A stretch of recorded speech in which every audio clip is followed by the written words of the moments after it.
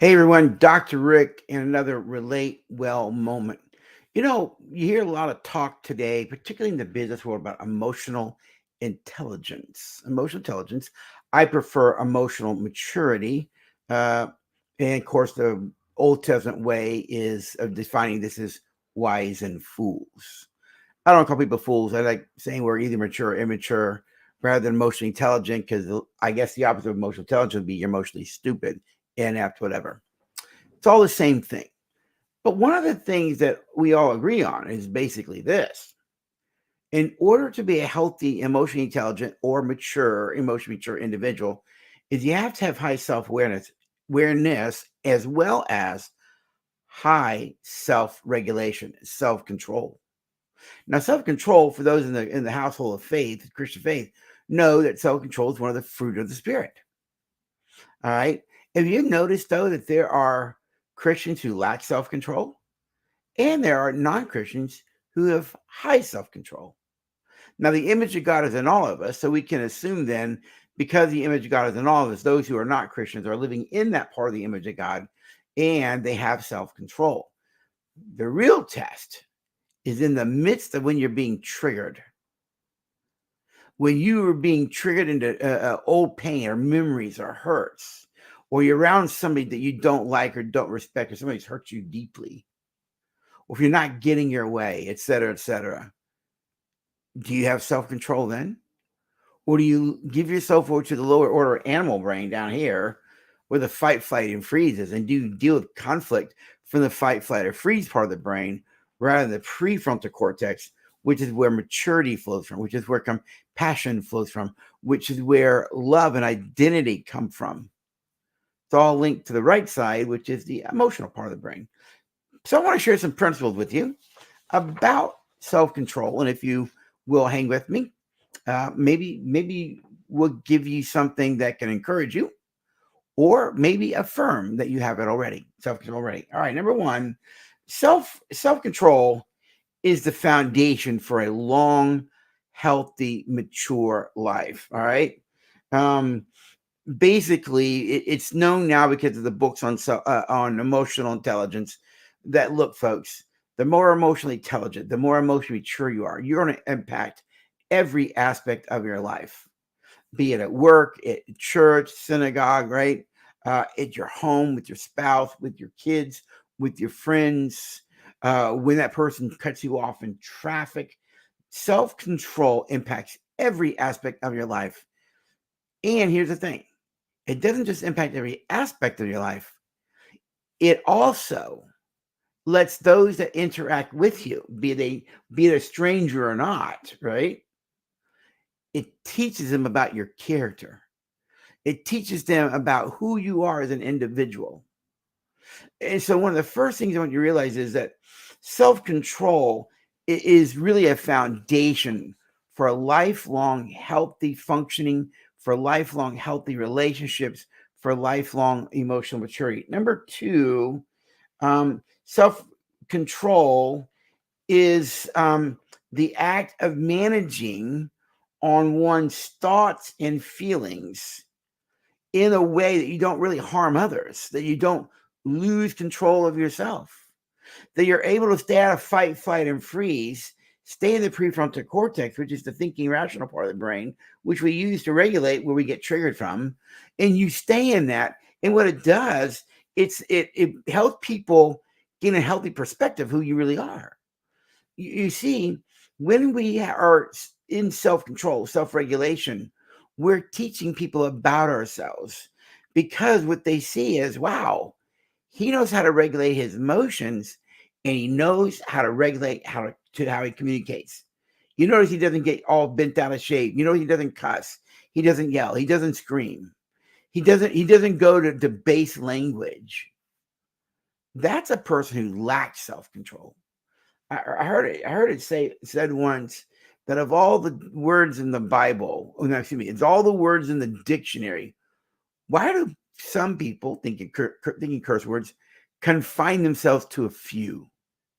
There are so many different words that you can use rather than base words. Words that give a sense of your character.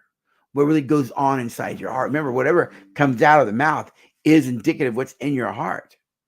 Maybe part of self-control reveals that we're actually people that can manage our emotions and our mouth, what you say. We won't go deep into the tongue because the New Testament does that already. All right. Number 3, self-control is influenced really by a number of factors.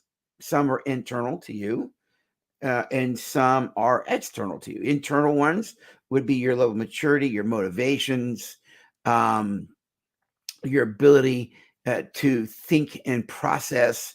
Do you have critical thinking skills? All of those are internal factors, right? And those help determine whether you have self control or not. External factors are your ability to not allow other things dictate who you are. I always jokingly say, if you want to learn self control, patience, kindness, well, then go to Walmart. 25 checkout lanes, only 1 or 2 is open, right? And so it's you can go to these places, but you don't let other things dictate who you are. Why? I don't let the external things dictate. Why? Because my motivation is to be a better me. My motivation is to be a higher version of me. My motivation is to be a healthy, mature adult, not an immature adult. All right. And so self control is influenced by a really individual, internal, and external things. All right. And now here's the other thing, you can learn self control. Number 4, you can learn it. All right. You have to want to learn it. And if you want to learn it, you have to have opportunities to practice it. Did you get that? If you want to learn self control, you just don't learn it. You have opportunities to practice it, which means when you're out and about and things happen, that's an opportunity for you to practice self regulation, self control, self management. And when we begin to look for opportunities to practice self control, self management, guess what, folks? The more you practice it, my language, the more you become it. Did you get that? The more you practice it, the more you become it. And so you can learn to have self control. I learned a long time ago from my walk with the Lord back in the 90s when I was a professor at Regent University. The Spirit told me when I asked him I wanted his heart, and he said, "You don't get my heart, you develop it." You see, we just don't get Father's heart, which is, by the way, is self control. Patience and kindness require self control. But to live that way, you have to have opportunities to practice it. Why? So it becomes you as a way of being. That's the phrase, as a way of being. See, we all have a way of being. What's your way of being? And next point I want to point out here is that we can learn self-control, self-regulation by our caretakers early in life. In other words, did your parents teach you how to have self-control? Or did they let you do whatever you wanted, to respond however you wanted? Because if you never had external factors regulating you as a child to teach you patience, to teach you kindness, those kind of things, then you never learned it. So those are things you have to unlearn later in life. All right. And by the way, we're all human. We're never perfect, never will be perfect. Perfection is not a possibility. A last principle I want to point out for you is this. Remember this, give yourself grace. Here's why. When we're under prolonged stress, when we're under a lot of pain, a lot of hurt, when we're feeling overwhelmed, it is easier to lose self-control. It is easier to lose our ability to self-manage. And that's okay. The mature adult, when they recognize they're in it, they get themselves out of it right away, where the immature person does not. So give yourself a little grace. You're going to lose it at times. That's just called life. It's because we are all human. Hope this helps as you think through your ability to grow and mature, develop self-awareness, and mostly self control next. Take care.